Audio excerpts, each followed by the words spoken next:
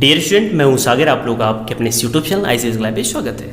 और जैसा कि आप लोग जानते हैं कि हम लोगों ने पिछले वीडियो में क्या पढ़ा था, तो पिछले वीडियो में हम लोग पढ़े थे प्रश्न 6.4 में, और क्वेश्चन नंबर 5 तक के सारे क्वेश्चन हम लोगों ने अच्छे से पढ़े थे। ठीक है, और आज हम लोग उसी क्रम में आगे चलेंगे और 5 के आगे के जितने भी क्वेश्चन हैं उसको हम लोग अच्छी तरीके से देखेंगे। ठीक है, तो अगर आप 5 के पहले के सारे क्वेश्चन लगाना चाहते हैं या उसको पढ़ना चाहते हैं तो उस वीडियो का लिंक आपको नीचे डिस्क्रिप्शन बॉक्स में मिल जाएगा, आप वहाँ जाके उसको देख सकते हैं। ठीक है, और मैंने सन्निकट के कॉन्सेप्ट का एक वीडियो बनाया था, तो अगर आपने उस वीडियो को नहीं देखा है तो पहले आप जाके उस वीडियो को जरूर देखिए, क्योंकि उस वीडियो को देखने के बाद जो प्रश्नावली 5.6.4 है ना, वो आपके लिए बहुत ही आसान हो जाएगा। तो उस वीडियो का लिंक मैं आपको नीचे डिस्क्रिप्शन बॉक्स में दे दूँगा, आप वहाँ जाकर उसको देख लीजिएगा। ठीक है, उसके बाद फिर जो क्वेश्चन है उसको आप देखिएगा। तो आइए चलते हैं, वीडियो को स्टार्ट करते हैं और 5 के आगे जितने भी क्वेश्चन उसको हम लोग अच्छे से देखते हैं। ठीक है, तो देखिए क्वेश्चन 6 क्या कह रहा है कि एक गोले की त्रिज्या 7 मीटर मापी जाती है। एक गोला है, त्रिज्या कितनी है? 7 मीटर है। ठीक है, जिसमें इतना मीटर की त्रुटि है। मैं आपको बता दूं, देखिए त्रुटि कब होता है? जब या तो ये वैल्यू अधिक आ जाए तब त्रुटि होती है, या तो कमी आ जाए तब त्रुटि होती है। तो आपके सवाल में ये त्रुटि बोलने का उसके पास कई तरीके हैं। एक बार क्या देगा, त्रिज्या में इतने मीटर वृद्धि हो रही है, तब भी समझ जाइए कि त्रुटि हो रही है। त्रिज्या में इतने मीटर की कमी हो गई, तब भी समझ जाइए क्या है, त्रुटि हो गई। कमी को ह्रास भी बोलते हैं। ठीक है, तो अगर कमी बोल रहा है या वृद्धि बोल रहा है तो समझ जाइए कि उसमें त्रुटि है। अगर त्रुटि बोल दिया तो और बेहतर है। ठीक है, ध्यान दीजिएगा। अगर मैं कह दूँ त्रिज्या में होने वाली त्रुटि तो उसको बोलते हैं डेल्टा आर। त्रिज्या के बजाय डेल्टा लग जाए, या इसी को डी भी बोलते हैं, कोई दिक्कत नहीं है। ठीक है, मैं कह दूँ पी में होने वाली त्रुटि तो उसी को बोलते हैं डी पी। समझ में आ रहा है कि नहीं? मैं कह दूँ यल में होने वाली त्रुटि तो उसको बोलते हैं डी एल। लेकिन अगर मैं कह दूँ यल में होने वाली त्रुटि का प्रतिशत तो इसमें बटा यल भी करना पड़ेगा और गुणे 100 भी करना पड़ेगा। ये बात समझ रहे हैं कि नहीं आप? फिर से देखिए, अगर मैं कह दूँ पी में होने वाली त्रुटि तो ये सिर्फ और सिर्फ डेल्टा डी पी हो जाएगा। लेकिन मैं कह दूँ पी में होने वाले त्रुटि का प्रतिशत, यानी त्रुटि बोलने के साथ प्रतिशत भी बोल दूँ, तो इसी से भाग करना पड़ेगा और 100 से गुणा करना पड़ेगा। ठीक है, तो जो आएगा उसको बोलते हैं पी में होने वाले त्रुटि का परसेंटेज। ठीक है, त्रिज्या 7 सेंटीमीटर दिया, इतने मीटर की त्रुटि है, तो त्रुटि कितना है? त्रिज्या में त्रुटि हो रही है तो इसी के पहले डी आर लगा देंगे, मतलब इसी के पहले डी लिख देंगे, और बराबर क्या आ गया? तो आ गया 0.02 मीटर। ठीक है, इसके आयतन के परिकलन में सन्निकट त्रुटि ज्ञात कीजिए। मतलब अब यही त्रुटि इसके आयतन में निकालना है। तो अगर आयतन में त्रुटि निकालना है तो उसके पहले आप क्या लिखोगे? डी। तो हो गया आयतन में त्रुटि, और इसी को फाइंड करना है। ठीक है, तो अगर आप आयतन में त्रुटि निकालना चाहते हो तो पहले ये देखो कि गोले के आयतन का फॉर्मूला क्या होता है। तो आप कह सकते हो कि गोले का आयतन उसको लिखते हैं 20 है, और आयतन का फार्मूला होता है 4/3 पाई आर क्यूब। ठीक है, बहुत ध्यान से आप देखिएगा। देखो इधर आर है ना, तो आर के सापेक्ष क्या करो, इसका डिफरेंशिएट कर दो, और डिफरेंशिएट करोगे, ध्यान रखना हमेशा मैंने आर के सापेक्ष इसलिए किया है क्योंकि यहाँ पे डी आर की वैल्यू दिया है इसलिए। ठीक है, और वैसे भी अक्सर ऐसे क्वेश्चन में हमेशा, अक्सर नहीं हमेशा, इधर जो आपको चर दिख रहा है आर, पाई जो कॉन्स्टेंट, ये भी कॉन्स्टेंट है, ये कॉन्स्टेंट नहीं है। ठीक है, तो इसी के सापेक्ष आप डिफरेंशिएट कर दो। डिफरेंशिएट करोगे तो ये हो जाएगा D V upon D R, और ये 4/3 और पाई तो निकल जाएगा, और आर क्यूब का डिफरेंशिएट क्या हो जाएगा? 3r²। देखो 3 से वो 3 कट जाएगा, कट जाएगा नहीं तो बिल्कुल कट जाएगा।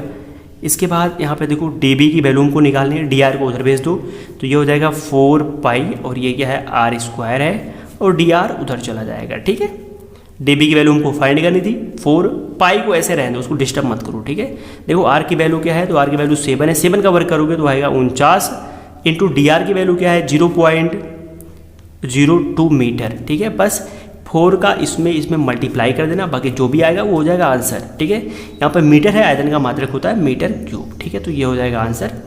ठीक, तो इस तरह हम लोगों ने क्वेश्चन 6 को देख लिया। अब चलते हैं क्वेश्चन 7 देखते हैं। ठीक है, 7 क्वेश्चन 6 से बिल्कुल डिफरेंट नहीं है, बिल्कुल क्वेश्चन 6 के जैसा ही है। तो क्या है 7? ध्यान दीजिएगा। एक गोले की त्रिज्या 7 मीटर कितना 9 मीटर मापी जाती है। त्रिज्या कितना है? त्रिज्या है 9 मीटर। ठीक है, जिसमें इतने सेंटीमीटर, देखिए आपकी किताब में यहाँ पे सेंटीमीटर दिया होगा, लेकिन वहाँ पे सेंटीमीटर नहीं रहेगा। ठीक है, वहाँ पे मीटर रहेगा, तो अगर सेंटीमीटर दिया है तो वहाँ पे मीटर कर लीजिए। ठीक है, इतने मीटर की त्रुटि आ रही है, कहता वृद्धि हो रही है तब भी त्रुटि हो रहा होता। अगर कहता कि कमी हो रही है तब भी क्या होता? त्रुटि होता।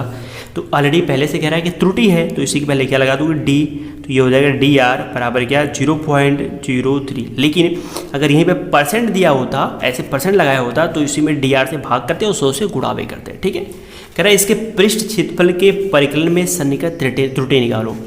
पृष्ठ क्षेत्रफल माने ए, इसी में त्रुटि निकालनी है, या इसी में कहता परिवर्तन निकालो, तब भी यही मतलब होता है। ध्यान दो, अगर त्रुटि कह दिया तब भी यही मतलब है, परिवर्तन कह दिया तब भी यही मतलब है। ठीक है, तो डी आर की वैल्यू हमको फाइंड करनी है। ठीक है, इतनी बात समझ में आ रही है कि नहीं?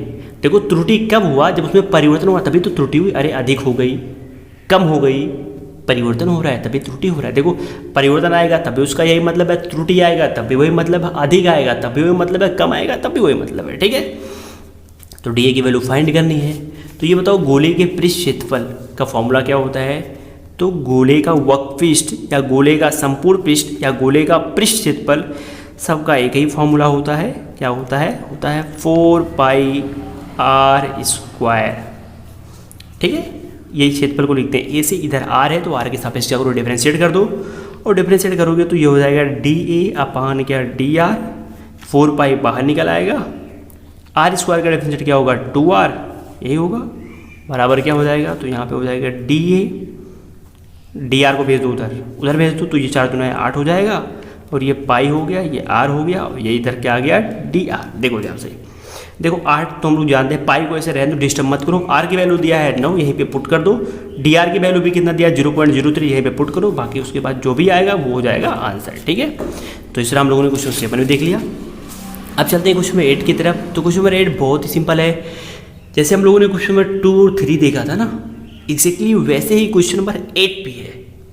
कैसे लगाओगे? तो लगाने का तरीका आप जानते ही हो, आपको बताना नहीं पड़ेगा, लेकिन फिर भी मैं आपको थोड़ा बहुत हिंट दे देता हूँ। ठीक है, देखो ये चीज़ जो दिया रहता है पहले इसको आप इसको लिखते हो, क्या है, इतना है 3.02, इसको क्या लिख सकते हो आप, एफ, उसके बाद 3 प्लस 0.2 कर सकते हो कि नहीं, 0.02, क्योंकि इसमें ये जोड़ोगे फिर यही आएगा। ये जो पहला वाला वैल्यू होता है ये एक्स की वैल्यू होती है, जो दूसरा वाला वैल्यू होता है ये डेल्टा एक्स की वैल्यू होती है 0.02। ठीक है, इतना हो गया।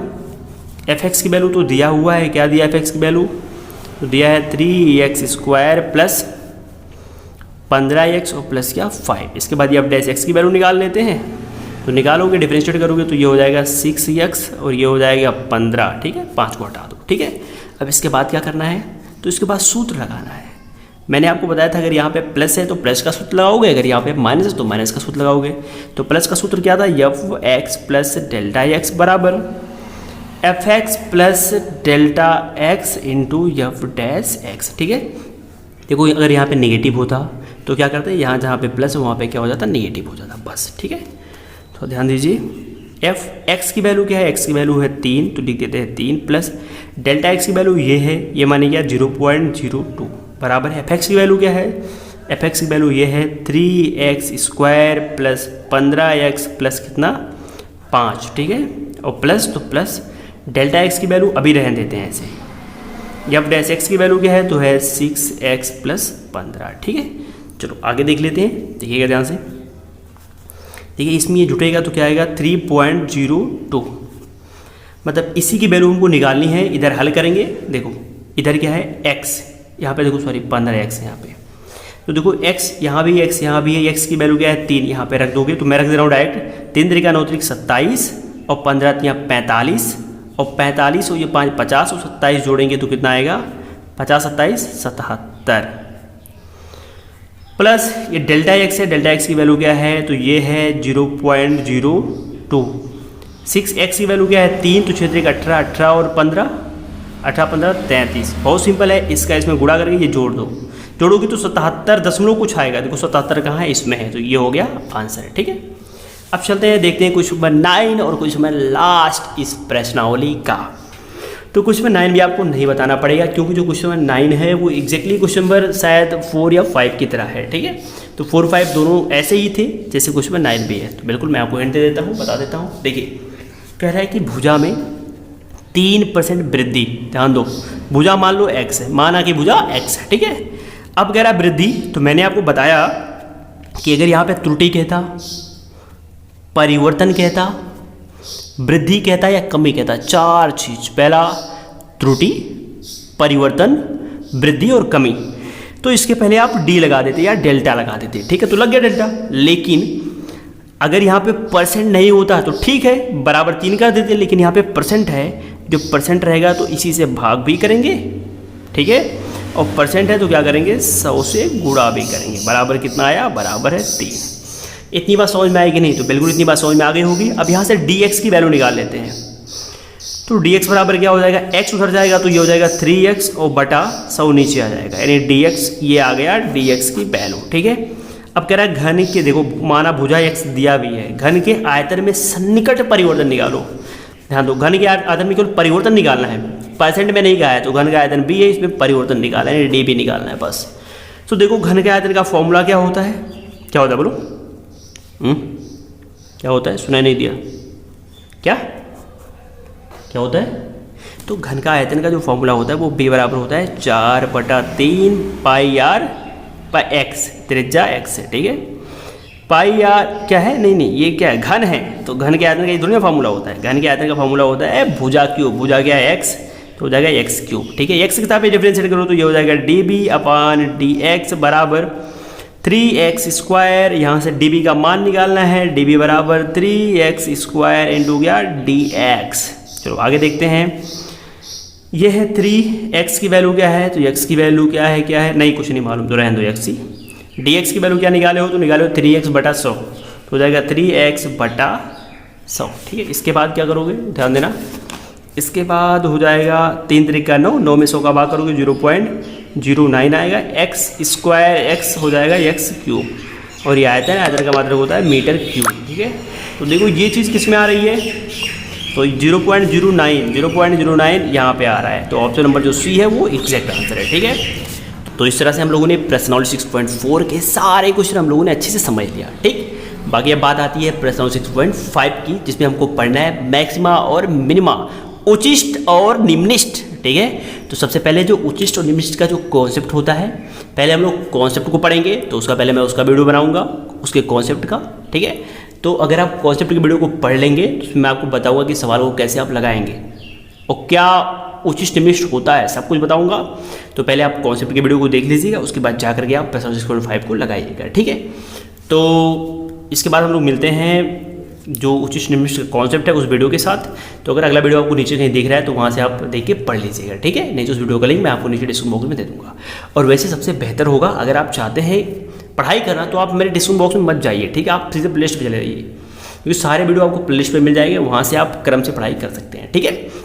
हाँ, तो बताइए ये वीडियो आपको कैसी लगी, नीचे कमेंट बॉक्स में कमेंट करके जरूर बताइए, क्योंकि आपके कमेंट से मुझे ऐसे और वीडियो बनाने का मोटिवेशन मिलता है, ठीक है। तो फिर मिलते हैं अगली वीडियो में, तब तक के लिए बाय, टेक केयर, जय हिंद। और आप लोगों ने हमारे प्यार बनाए रखिए, धन्यवाद।